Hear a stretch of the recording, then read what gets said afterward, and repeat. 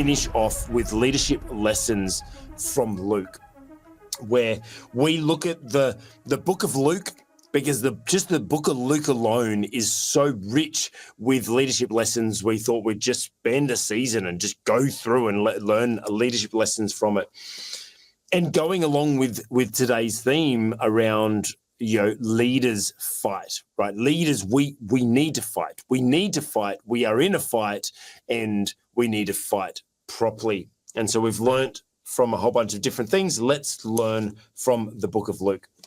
I'm going to send us to Luke chapter 10, and verse 1 through till verse 24. Now, I'm not going to read the whole thing. I'm just going to read a very small part of it. But this is the section of Luke where Jesus sends out the 72.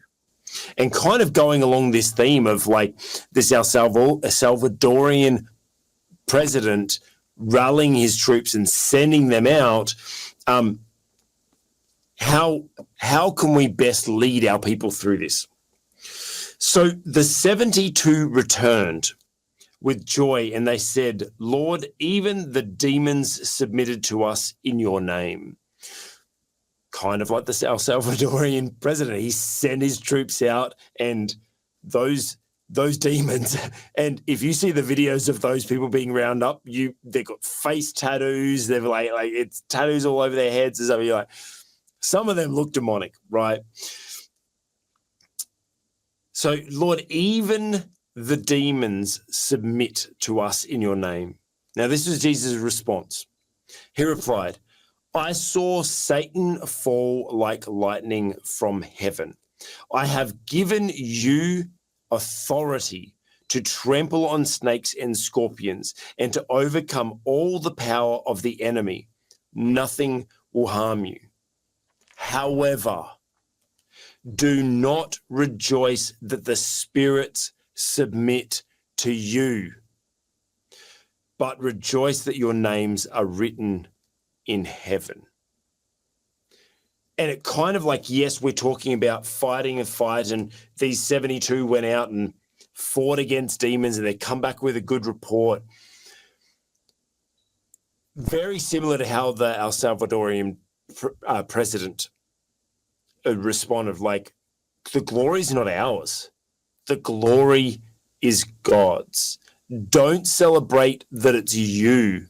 You're just an instrument. But look at what the real purpose is celebrate that your names are written in heaven. And actually, I feel like I want to add to that as well, on this kind of theme of also celebrate that those people that you've come back, like, these people that obviously been saved from demons, their names too, well, hopefully are also written in heaven, because it's not just about our names being written in heaven. It's about, the greater good. Dr. Rod, how do we manage that as leaders, having success, but still focusing? Because look, we talk about this and it's all great in theory, but how do we actually do that? Well, I think we have to cultivate a personal culture of humility.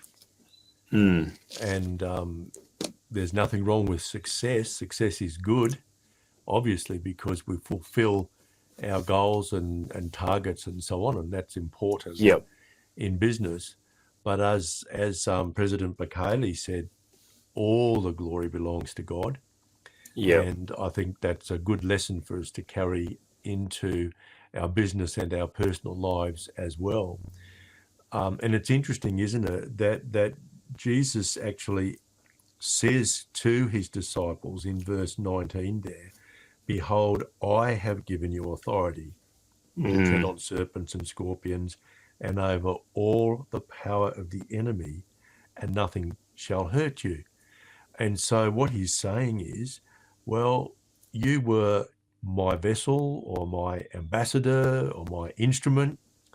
I was the one who actually enabled you to cast out the demons, and that's why the demons responded in the way that they did.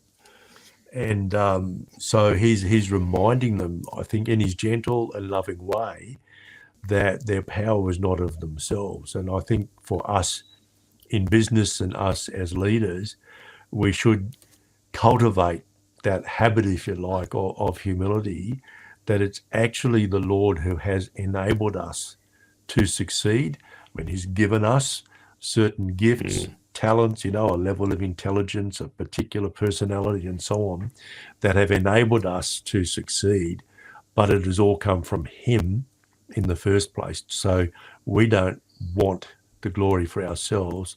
All the glory is for him.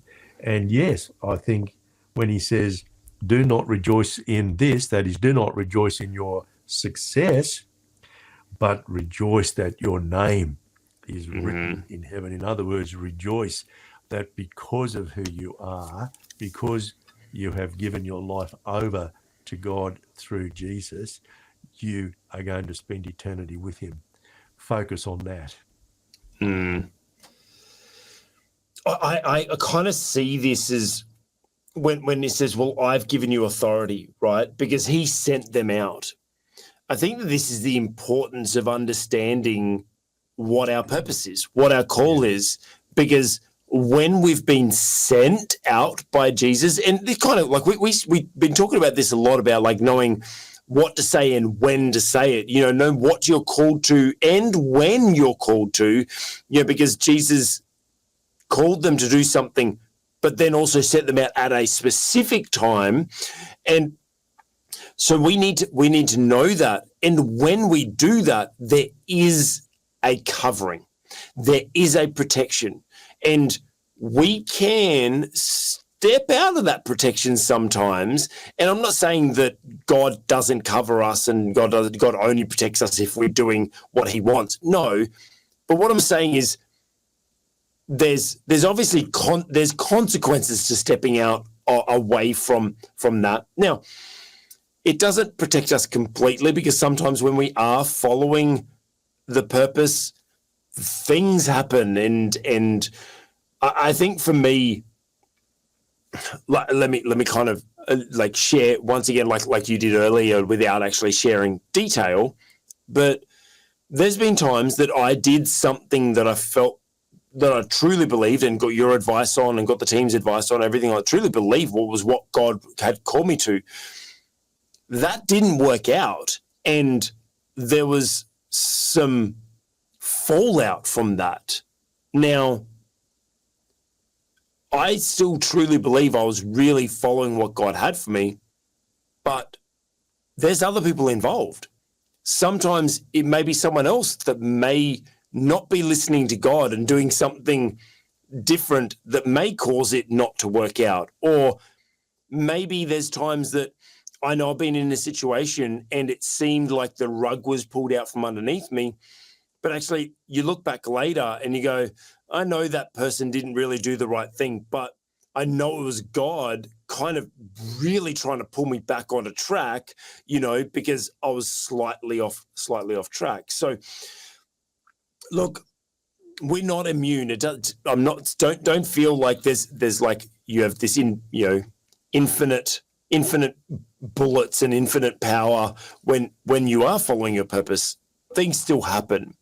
However, there is this covering, like as Jesus said, like that I've given you the authority and nothing will harm you. We can take that a little bit too literally, but ultimately, like that's the thing. Ultimately, when we're fulfilling our purpose, even if we are martyred, nothing can hurt us, because like he said before, or like he said afterwards, rejoice that your names are written in heaven, because ultimately what would happen? We die, and all that means is we get to see Jesus earlier. I'm not advocating for early death, but yes, when we're following our purpose, there is a covering. There is a covering. And I think that this is a great representation of, we have the authority, we've been sent, We need to go and trample on snakes and stand up. That's kind of our theme for today is leaders need to fight. You need to fight. You have been given the authority. I'm calling you by God's word. I'm calling you to rise up right now. Stand up. You have been called. You have the authority to trample on snakes and scorpions. You have the authority. You have the skill set. God has given you everything you need to fight this battle right now. Maybe it's someone around you that you need to get support from. Maybe it's a resource you need to tap into. Maybe there's an answer you need to seek God for and try to find out where he wants you to fight and when he wants you to fight. But I know that he's called you and sent you. So rise up, stand in that authority that God's given you, and rejoice. Rejoice in the Lord that they will submit to you in Jesus' name, but also rejoice that your name is written in heaven. Dr. Rod, any last thoughts on that? Well, just one other very quick one. And Yes. That is that right at the beginning of this passage, at the beginning of Luke chapter 10, we see that Jesus appointed the 72, sent them ahead of him because he had plans to visit a whole lot of towns and cities. But this is evidence that he didn't try to do everything himself. Oh, that's good. I like that. As a leader, we do need to surround ourselves with a team, and we do need to trust that team sometimes to go ahead of us. In this case, Jesus sent them ahead to towns and villages that he was going to visit. And interestingly, he anticipated that not every town would actually receive his messengers. And he told them, well, if that's the case, you just turn around, you shake the dust off your heels. And that was a signal that we're turning our back on you. Essentially, we're rejecting you because you rejected us. And presumably, Jesus wouldn't waste his time by going into those cities, because if the cities rejected his own disciples, then they were going to reject him as well. So I think there's a lesson there. I know that's on a different level and perhaps not as deep as what we've been speaking about earlier, but I think there is that other principle in there, that Jesus never really tried to do ministry on his own, which is why he had disciples and he engaged them in his work. And of course, that's what he's done with us as well through what we now call the Great Commission that we read in Matthew 28. No, I think that's good, because it is still in line, because obviously the El Salvadorian president is not going and arresting all the people himself. He's using his army, right? He's using his team, sending them forward.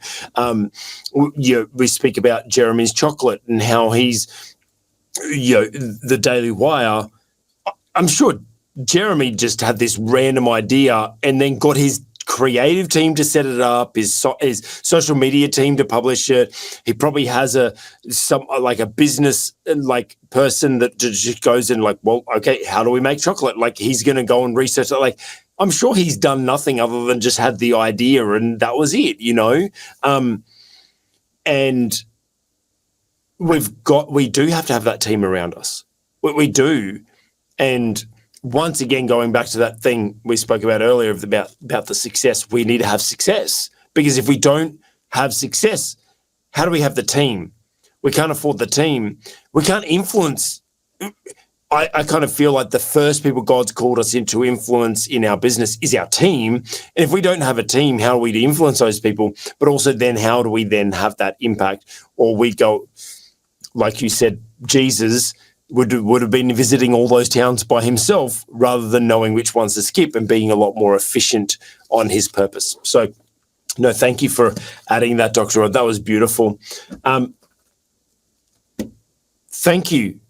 Thank you for watching. If you stuck through to the end, thank you for listening to all these takes. I hope that you really, really learned something today. I hope that your leadership has been challenged, but I hope that you've actually been encouraged. We've been talking about how leaders fight. I hope that you feel encouraged and emboldened to take on that fight that maybe you've been fighting. Maybe this is encouraging you to stand up a little bit stronger.